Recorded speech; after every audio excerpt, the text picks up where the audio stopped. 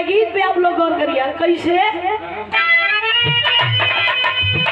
अरे चला मेरे तीर पे, चला मेरे तीर पे तीर दीजिए, जैसे मैं चीरूं वैसे चीर दीजिए।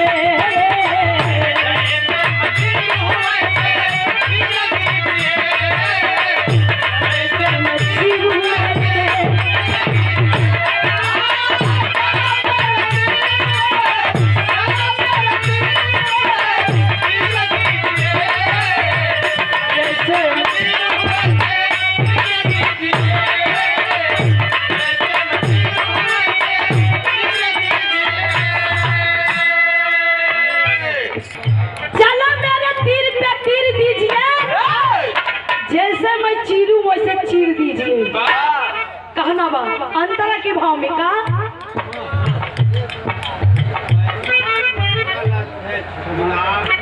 तारीपुर नौगढ़ की धरती से 100 रुपए का पान पुरस्कार आशीर्वाद की कामना। कहना बा कैसे है।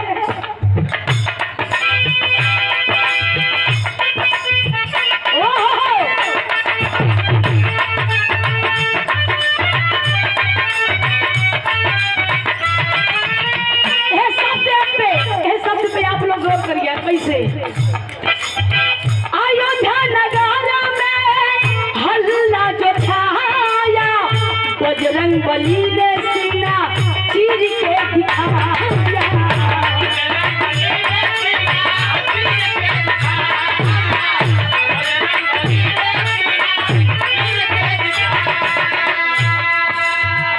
अयोध्या नगर में हल्ला जो छाया, बजरंग बली ने सीना चीर के दिखाया। मतलब जब मर्यादा पुरुषोत्तम श्री राम रावण का वध करके अयोध्या नगरी में गए तो उस समय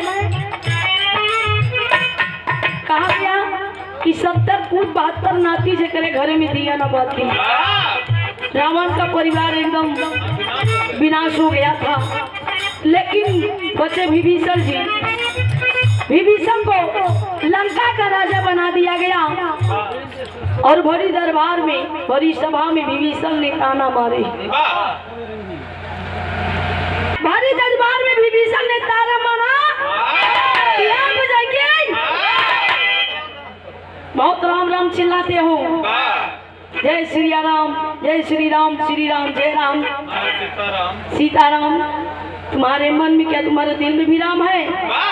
तो ताना ना सही कर बजरंग बली ने सीना फाड़ा और सिया राम का दर्शन करवाए। यही से कहना बा कैसे है। अयोध्या नगर में हल्ला जो छाया, बजरंग बली ने सीना चीर के दिखाया।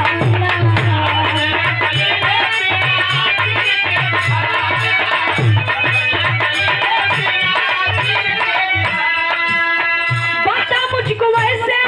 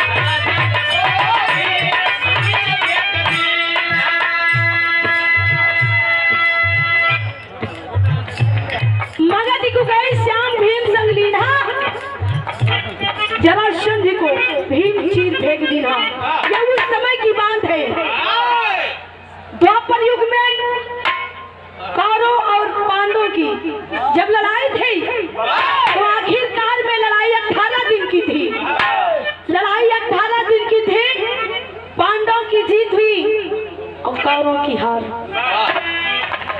उसी समय धर्मराज युधिष्ठिर ने कहा कि मैं एक यज्ञ रचाना चाहता हूँ यश में। कन्हैया भगवान ने कहा कि ना ना ऐसा यज्ञ ना रचाई। युधिष्ठिर ने कहा काहे ना होई, कहूँ कि अभी एक वीर बाकी बा जेके नाम बा जरासंध, मगध का राजा जरासंध। जब है वो वीर बलवान बा तब है आपका यज्ञ पूरा ना हो। युधिष्ठिर कारण की बतावा कि मराई कैसे, कहा कि एक चिंता मत करा, भीम कमरे साथ ही जाए दो।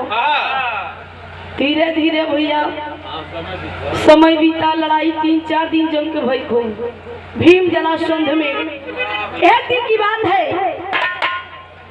भीम जरासंध में जब लड़ाई हो रही थी तो भीम पूरी ताकत लगाई के जरासंध के टांग पकड़ के चीरे।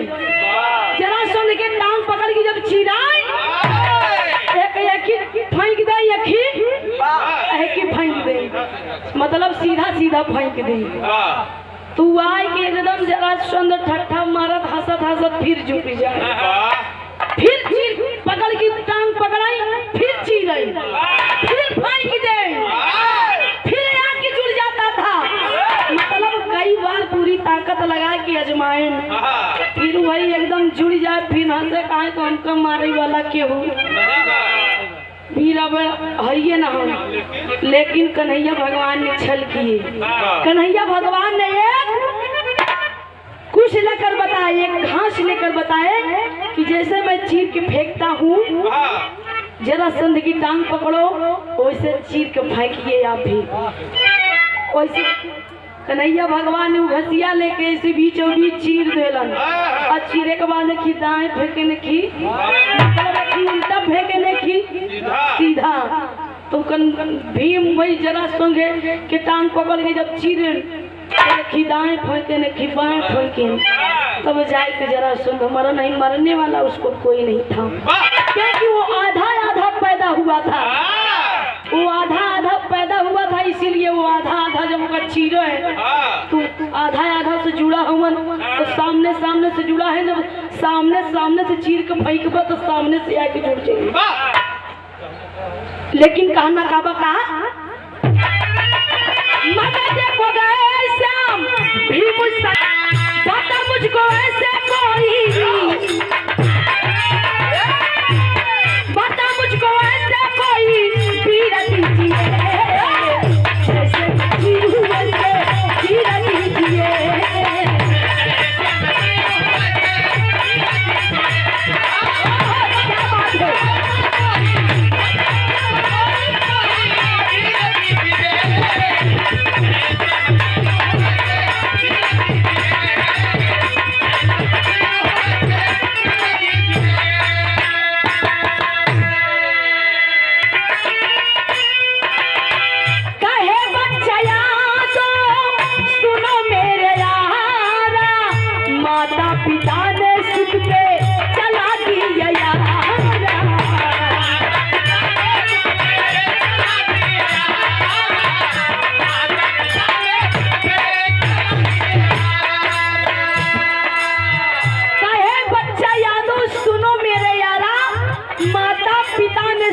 चला दिया यारा, मतलब वो समय के बाद था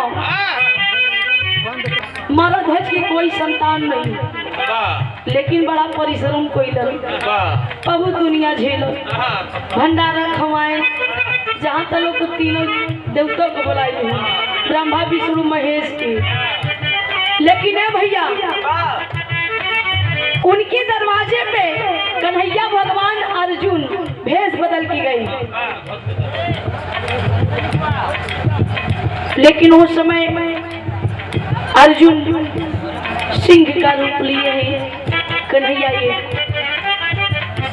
महात्मा का रूप लिए हैं। और जाके कहने लगे भिक्षाम दे। राजा मोरन आए को प्रणाम प्रणाम, कहे क्या चाहिए? कहे मुझे कुछ नहीं चाहिए, मेरा सिंह भूखा है और वो सिंह मेरा भूखा है, वो मांस की भोजन करेगा, उसी भोजन की तैयारी करवाइए। और मोरन ध्वज के एक लड़का रहे जिनके नाम रहे ताम्रध्वज। वो ताम्रध्वज कहें कि तोहरे जो ने एक पुत्र बा वही के बोटी बोटी काट के बना के तो हमरे सिंह की खिलावा। लेकिन भैया वो समय कहें कि कियारा चलाते समय आपकी आंखों में आंसू नहीं आना चाहिए, दोनों प्राणी की आंखों में। जिस समय अपने पुत्र के गर्दन पर रखकर बीचों बीच आरा चला रहे थे, तो यही गीत यही कहानी पे गाना बना कि आरा हिले बलिया हिले जिला हिले ना लचके हमार कमरिया तो पूरा दुनिया हिले ना। लेकिन कहना बा कहे बच्चा याद सुनो मेरे यारा, माता पिता ने सुध में चला दिया।